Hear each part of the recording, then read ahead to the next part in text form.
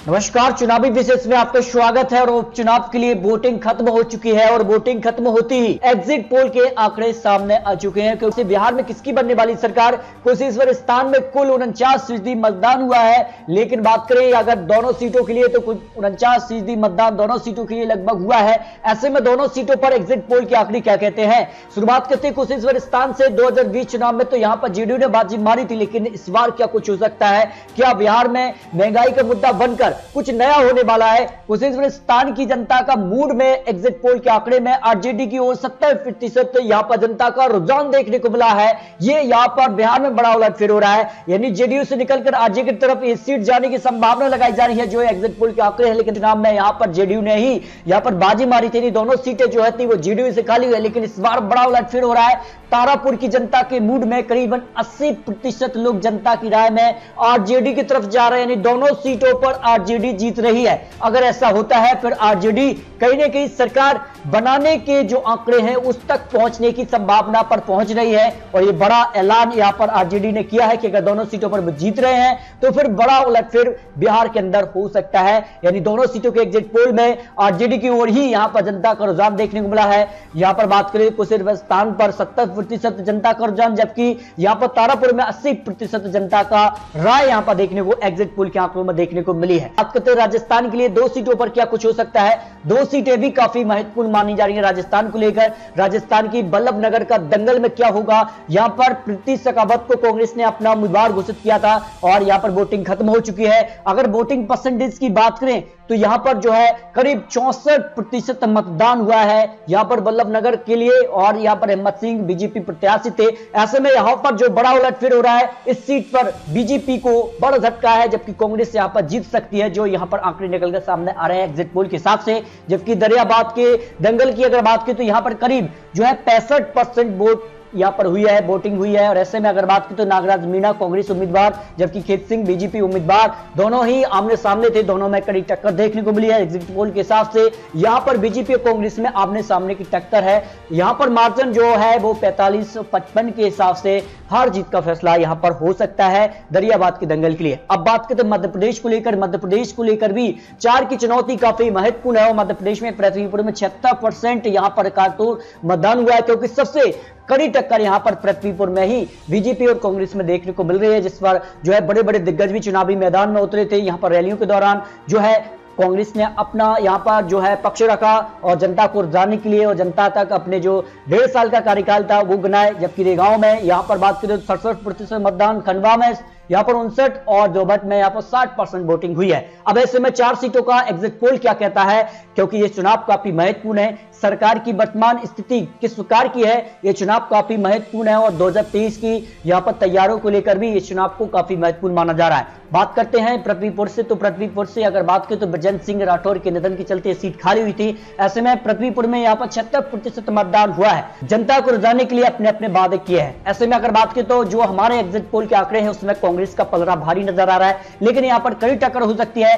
45% के मार्जिन से यहां पर हार जीत हो सकती है जो यहां पर एग्जिट पोल के आंकड़े निकल कर आए हैं। अब बात करते हैं रेगांव से। जुगल किशोर बागड़ी के निधन के चलते सीट खाली हुई थी और यह बीजेपी की सीट थी। 2018 चुनाव में बीजेपी ने यहां से जीत हासिल की थी, लेकिन यहां पर अगर बात करें तो रेगांव में 67% मतदान हुआ है। और कल्पना वर्मा को यहां पर कांग्रेस ने उम्मीदवार बनाया था, जबकि बीजेपी ने यहां पर उनके ही यहां पर परिवार या बहू कह सकते हैं उनकी प्रतिमा बागड़ी को यहां पर बीजेपी ने अपना उम्मीदवार घोषित किया था। इस कारण से यह सीट आराम से जो है बीजेपी निकालती नजर आ रही है रेगांव को लेकर जो एग्जिट पोल के आंकड़े सामने आ रहे हैं। लेकिन बात करें जोबट से कलावती भूरिया के निधन के चलते सीट खाली हुई थी। कांग्रेस की सीट खाली हुई थी। 2018 में चुनाव कांग्रेस ने जीता था, लेकिन जोबट में 60% मतदान हुआ है। महेश पटेल को कांग्रेस ने अपना उम्मीदवार घोषित किया है, तो सुलोचना रावत बीजेपी उम्मीदवार थे। ऐसे में किसकी जीत हो सकती है इसको लेकर एग्जिट पोल के आंकड़े में कांग्रेस का पलड़ा यहां से भारी नजर आ रहा है। 45-55 के मार्जिन से यहां पर बीजेपी कांग्रेस में आमने सामने की टक्कर हो सकती है, लेकिन आंकड़े जो कहते हैं कि कांग्रेस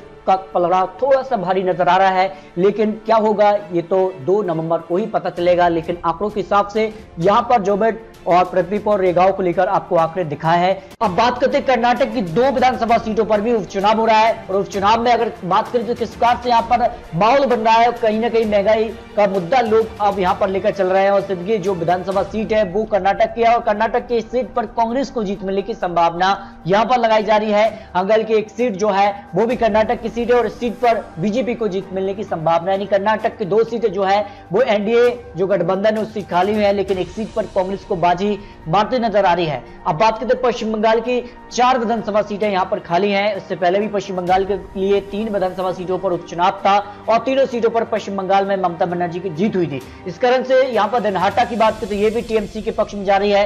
खरदा जो विधानसभा सीट है यह भी पश्चिम बंगाल के लिए यहां पर टीएमसी के पक्ष में जाने की संभावना है। भोसावा पश्चिम बंगाल के लिए यहां पर यह सीट भी टीएमसी को पक्ष में जा रही है और शांतिपुर में भी यहां पर टीएमसी को ही जीत मिले, यानी चारों सीटों पर यहां पर टीएमसी ममता बनर्जी ही मजबूत यहां पर दिखाई दे रही है। अब बात करते हैं हिमाचल प्रदेश की 3 सीटों पर जो उपचुनाव होना है उसमें अगर बात करें तो एक सीट यहां पर अड़की पर जो है कांग्रेस को जीत मिल रही है, जबकि यहां पर बात करें जुब्बल कोटकई विधानसभा सीट पर भी यहां पर कांग्रेस को जीत मिलने की संभावना है। इसके अलावा फतेहपुर हिमाचल प्रदेश की इस सीट पर बीजेपी को जीत मिल रही है, यानी 3 विधानसभा सीटों में से 2 सीटें कांग्रेस को तो एक सीट यहां पर बीजेपी के पक्ष में जाने की संभावना लगाई गई है। अब बात करते हैं असम की 5 विधानसभा सीटों पर क्या कुछ हो सकता है। तो असम की जो 5 विधानसभा सीटों में से एक सीट जो है कांग्रेस के पक्ष में जा रही है, जबकि यहां पर भवानीपुर सीट पर बीजेपी को जीत मिल रही है। असम की तामुलपुर विधानसभा सीट पर यहां पर कांग्रेस को जीत मिल रही है, यानी कहीं ना कहीं कांग्रेस इस चुनाव में काफी महत्वपूर्ण मानी जा रही है और बीजेपी को कड़ी टक्कर दे रही है।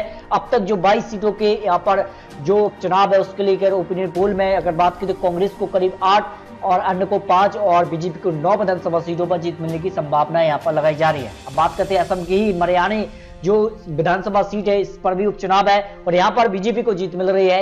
और यहां पर बात करें थोड़ा के लिए तो थोड़ा पर भी बीजेपी को जीत मिल रही है, क्योंकि विधानसभा चुनाव में बीजेपी ने अच्छा परफॉर्मेंस असम में किया था, इस कारण से उपचुनाव में भी बीजेपी को यहां पर फायदा हो रहा है। अब बात करते हैं आंध्र प्रदेश की एक सीट जो है बड़बेल के लिए, तो बड़बेल यहाँ पर अन्य के पक्ष में जाने की संभावना है। जो आंध्र प्रदेश के लिए यहाँ पर क्षेत्रीय जो पार्टी है, बड़ी पार्टी है आंध्र प्रदेश की, उसके खाते में सीट जाने की संभावना यहाँ पर लगाई गई। जबकि यहाँ पर बात करें तो महाराष्ट्र के लिए यहाँ पर देवकोल जो सीट है वो महाराष्ट्र की सीट है और यहाँ पर बात करें तो कांग्रेस को यहाँ पर फायदा हो रहा है, क्योंकि कांग्रेस की ही सीट यहाँ पर खाली है और कांग्रेस को ही यहाँ पर महाराष्ट्र में जीत मिलने की संभावना यहाँ पर लगाई गई है। जबकि हरियाणा की इलाहाबाद में बीजेपी को झटका है, बीजेपी की सीट ये खाली हुई है, लेकिन इलाहाबाद में यहाँ पर कांग्रेस को जीत मिल रही है। जो किसान आंदोलन है उसका फायदा यहाँ पर कांग्रेस को मिलता नजर आ रहा है, जो यहाँ पर ओपिनियन पोल के आंकड़े सामने आए। जबकि तेलंगाना की हुजूराबाद सीट पर अगर आंकड़ों की बात की तो इस सीट पर भी यहाँ पर तेलंगाना पार्टी को ही यहाँ पर जीत मिलने की संभावना यहाँ पर लगाई गई है।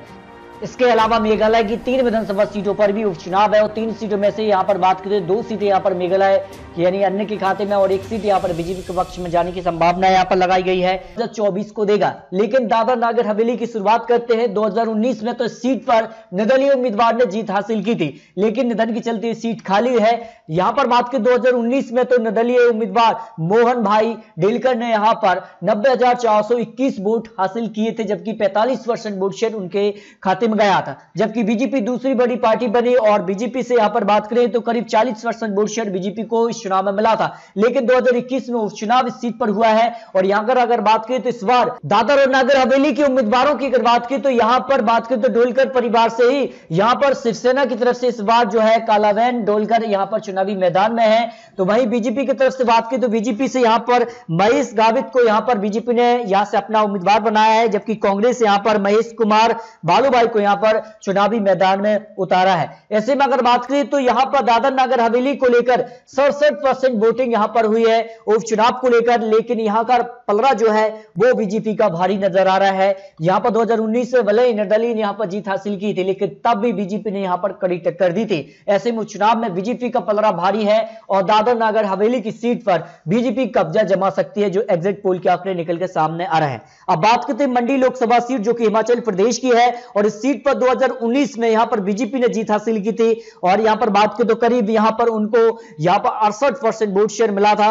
और यहां पर बात करते हैं तो कांग्रेस को यहां पर 25%, लेकिन इस बार यहां पर बड़ा उलटफेर होने की संभावनाएं लगाई जा रही हैं। 49% यहां पर मतदान हुआ है। इस हिसाब से कहीं ना कहीं बीजेपी को नुकसान और कांग्रेस को फायदा होता नजर आ रहा है। इसके अलावा कांग्रेस और बीजेपी में ही आमने सामने की टक्कर दिखाई दे रही है। 49% यहां पर वोटिंग हुई है मंडी लोकसभा सीट को लेकर, जबकि यहां पर बीजेपी की तरफ से यहां पर जो है यहां पर खुशहाल ठाकुर को बीजेपी ने यहां पर चुनावी मैदान में उतारा था, जबकि यहां पर कांग्रेस ने प्रतिभा सिंह यहां पर बीरभद्र परिवार से यहां पर उम्मीदवार को चुनावी मैदान में उतारा था। यहां पर बात करें तो 55 और यहां पर 45 के मार्जिन से यहां पर हार जीत हो सकती है मंडी लोकसभा सीट को लेकर, लेकिन हल्का सा पलड़ा जो है वो कांग्रेस का यहां पर भारी नजर आ रहा है, जो यहां पर एग्जिट पोल के और बड़े एक्सपर्ट ने अपने आंकड़े रखे हैं। यानी मंडी लोकसभा सीट पर कांग्रेस थोड़ी सी मजबूत नजर आ रही है, लेकिन क्या होगा ये तो 2 नवंबर को ही पता चलेगा। अब बात करते हैं खंडवा लोकसभा सीट को लेकर क्या है। मध्य प्रदेश की एक सीट खंडवा लोकसभा सीट पर भी उपचुनाव हुआ है